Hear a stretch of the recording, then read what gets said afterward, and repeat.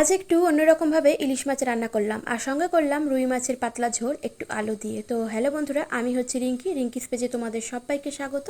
তো নতুন নতুন রেসিপিতে আমার পেজটিকে ফলো করে দিও, আর ভালো লাগলে লাইক কমেন্ট শেয়ার করো। দেখো, ইলিশ মাছগুলোকে ভালো করে ধুয়ে লবণ হলুদ দিয়ে মাখিয়ে রেখেছিলাম।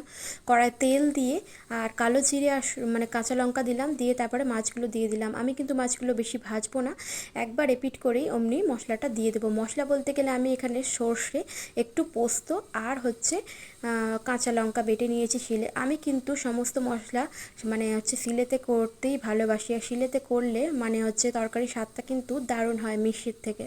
তো দেখো, মাছগুলো ভালো করে ভাজিনি, অল্প একটু ভাজার পরেই আমি মশলাটা দিয়ে দিলাম। দিয়ে সঙ্গে সঙ্গে মাছের সাথেই একটু মশলাটা নাড়াচাড়া করে নিলাম, আর তার উপর দিয়ে দিচ্ছি একটু হলুদ আর লবণ। তো আগেই ভালো করে মাখানো ছিল, তো তারপরে একটু অল্প সামান্য চিনি দিয়ে দিলাম। দিয়ে তারপরে ভালো করে একটু নাড়াচাড়া করে নিয়ে আমি কিন্তু বেশি কষাবো না, সঙ্গে সঙ্গেই আমি একটু জল দিয়ে দেবো পরিমাণ মতো। তো ইলিশ মাছ সবসময় একটু মাখা মাখা পছন্দ হয়, তার জন্য বেশি জল লাগে না, অল্প একটুখানি পরিমাণ মতো আমি জল দিয়ে দিলাম। দিয়ে এবার এটাকে একটু ঢাকা চাপা দিয়ে রেখে দেবো। বলতে গেলে ইলিশ মাছ করতে বেশি সময় লাগে না, অল্পতেই সে গলে যায় আর কি, বা ভেঙে যায়। তাই জন্য দেখো, বেশি নাড়াচাড়া আমি করলাম না, ঢাকা চাপা দিলাম, অল্প সময় একটু ফুটে গেছে, তারপরেই দেখো আমি মাখা মাখা করে নামিয়ে নিলাম। তো তোমাদের কেমন লাগলো ইলিশ মাছের এই নতুন রেসিপিটি, তো কমেন্ট করে জানিও। ভাতের সাথে কিন্তু দারুণ লাগছিল খেতে। তোমরা যারা আছো ইলিশ মাছ খেতে পছন্দ করো, তারা এইভাবে একবার বাড়িতে বানিয়ে ঘরেতে খেয়ে দেখো, দারুণ লাগবে। তো অনেকেই আছে ভেজে করে, তো আজকে আমি অল্প ভাজাতেই ইলিশ মাছটা রান্না করলাম। তো সঙ্গে দেখো, রুই মাছের পাতলা ঝোল করছি, তার জন্য রুই মাছগুলোকেও ভালো করে ধুয়ে হলুদ লবণ দিয়ে মাখিয়ে রেখেছিলাম কিছুক্ষণ।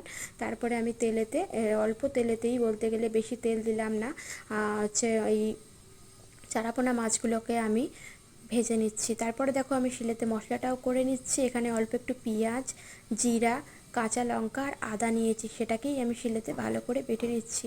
সত্যি কথা বলতে গেলে মিক্সিতে বাটলে একদম মিহি হয়ে যায়, যেটা একদম আমার ভালো লাগে না। তাই জন্য আমার শরীর খারাপ হলেও আমি কিন্তু একটু শিলেতে বেটে নিই, কারণ শিলে বাটায় মশলার স্বাদ কিন্তু দারুণ হয়, বিশেষ করে মাছ মাংসতে। তো দেখো, তারপরে মাছগুলো আমি তুলে নিলাম, তারপর ওই তেলেতেই আলুগুলো দিয়ে দিলাম, অল্প লবণ দিয়ে ভালো করে একটু ভেজে নিয়ে আলুগুলোকেও আমি তুলে নিচ্ছি। এরপরে আমি এই কড়াতেই একটু কালো জিরের ফোড়ন দেব, দিয়ে তারপরে ওই যে মশলাটা করে রেখেছিলাম দিয়ে দিলাম। দিয়ে আর ভালো করে এটাকে আমি একটু জল দিয়ে কষিয়ে নেব, আর একটুখানি হলুদ আর একটু সামান্য লবণও দিয়ে দিলাম। দিয়ে এবার ভালো করে আমি এটা কষিয়ে নেব। আমি কিন্তু বেশিরভাগ তরকারি একটু কাঁচা লঙ্কায় করি, কারণ কাঁচা লঙ্কায় তরকারি করলে তরকারির যেমন স্বাদ হয়, সেরকম শরীরের জন্যও কিন্তু খুবই উপকারী এই কাঁচা লঙ্কা। তারপরে দেখো, জল দিয়ে দিলাম, আলুটা দিয়ে ভালো করে কষিয়ে, আর ফুটে উঠলে দেখো ভাজা মাছগুলোও দিয়ে দিলাম। দিয়ে এবার ঢাকা চাপা দিয়ে আলুটা যতক্ষণ সিদ্ধ হবে ঢাকা চাপা দিয়ে সিদ্ধ করে নেব। তো তারপরে সিদ্ধটা যখন হয়ে যাবে আলুটা, তখন অল্প সামান্য একটু জিরে গুঁড়ো দিয়ে আমি এটাকে নামিয়ে নেব। দেখো, আমার মাছের ঝোলটা হয়ে গেছে, একদম পাতলা পাতলাই ঝোল রেখেছি। আর এইরকম ঝোল খেতে কিন্তু দারুণ লাগে, আর এই জ্যান্ত মাছের স্বাদেতে ঝোলটার স্বাদ অসাধারণ হয়ে ওঠে। তো তোমাদের ভিডিওটা কেমন লাগলো, রান্নার ভিডিও, কমেন্ট করে জানিয়ে। ভালো থাকলে